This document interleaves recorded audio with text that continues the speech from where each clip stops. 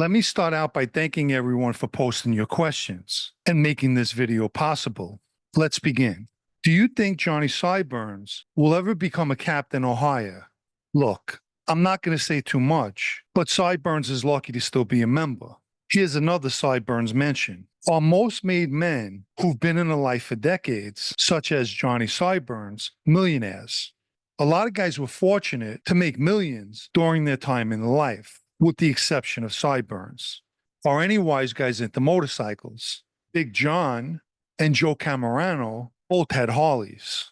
Why did the mob use a car bomb against Gotti and his associates? Wouldn't that be a no-no for the attention it would draw?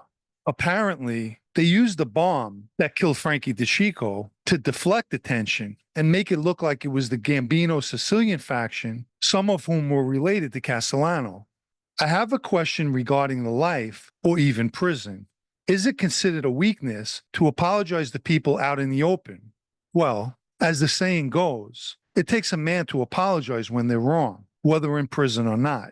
So I don't believe it's seen as a weakness.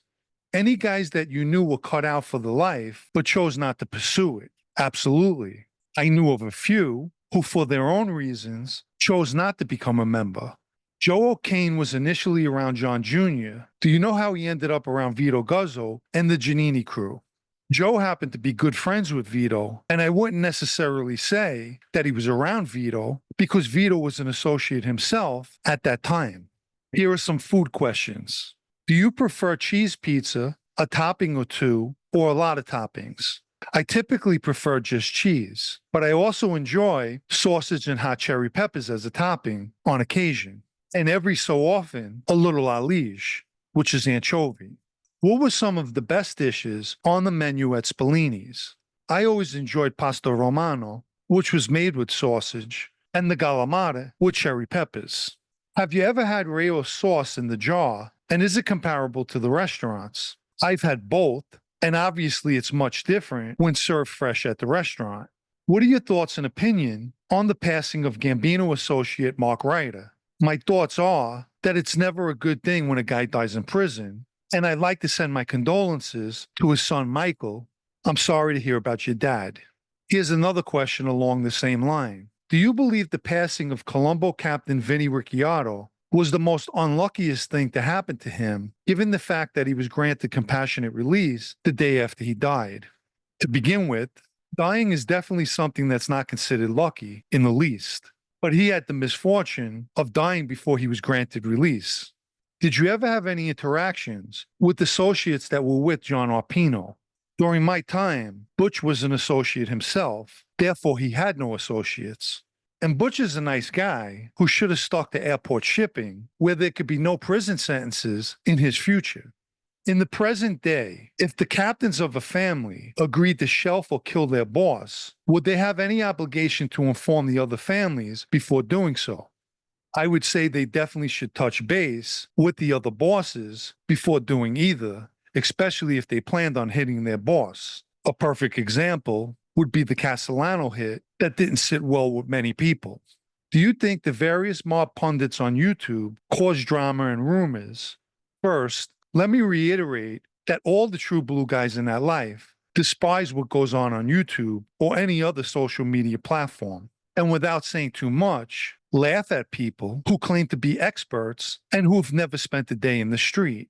So to answer your question, anything said is looked upon as irrelevant. What was your opinion of Joey Lubrano? For the most part, I don't think he's a bad guy, just one who got caught up in the life. However, like most guys from the Bronx in that life, he was extremely sneaky and someone who couldn't wipe the cat who ate the canary smile off his face. What if Joe Messino didn't cooperate with the government and was Sal Vitale, a former correction officer back in the late 60s? Obviously, if Joe Messino didn't cooperate, just as Mark Ryder and Vinny Union's Ricciardo, he too would have died in prison. And yes, I believe Sal Vitale was a former correction officer. Did you have any experience of being in a halfway house? If not, did you know any other guys who spent time in halfway houses before being fully released? Personally, I never had to go to a halfway house, but knew plenty of guys who went through that experience. All of them hated it.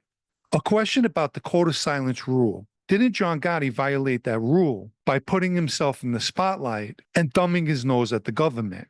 Actually, no, that has nothing to do with that rule. Should he have been doing what he was doing? No, but that was his prerogative and who he was, and who ultimately paid the price for it. When you look at the history of the Mafia in New York, what do you think best defines each era of the mob? The commencement and the creation of the five families, the Silver Fox rule, Carlo Gambino, the mob's peak in the 70s and 80s, the downfall of the mob, the regrouping and scrambling of the mob, a mob only by name, and the current watered-down mob. During your time in the life, was the Bonanno family still the family with the most Sicilian ties and members? I don't believe so. It had to be the Gambino Sicilian faction, where they straightened more and more guys out every time you turned around. Do you think if the apartment John Gotti used was never discovered, that they would have never convicted him? I believe that the government would have eventually been able to have him convicted. If you take a look at all the bosses from that era, Vic Arena, Vic Amuso, Chin, Joe Messino, all convicted and put in prison, and Gotti would have been added to that list, which he eventually was. How much influence do you think Neil Della Croce had on his son-in-law Ernie Grillo?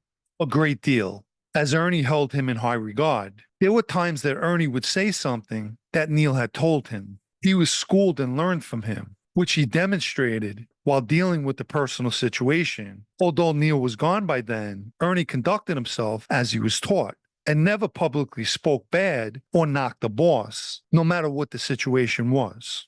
Of the organized crime families in Italy, is there one you think is particularly well run over the others? It wouldn't be a specific family, but I feel the Mafia in Calabria, the 'Ndrangheta, is an extremely well-oiled criminal machine. A quick reminder to like this video if you haven't already, as it helps with the algorithm. Also, anyone who wants to show their appreciation, or more importantly, help keep this podcast going, you can do so by the Super Thanks icon down below, or the PayPal Cash App links in the video's description. And for the final question, which actually came from a unique and ingenious way of communicating, I'll say no more. The question was put to me: how do you mentally deal with all the trolls and people speaking negatively about you?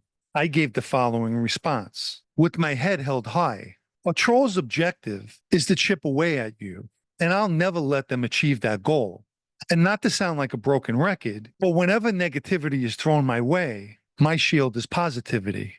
Whether in comments or on social media platforms, negative publicity is still free publicity nonetheless, which is why I never respond. I don't help enemies.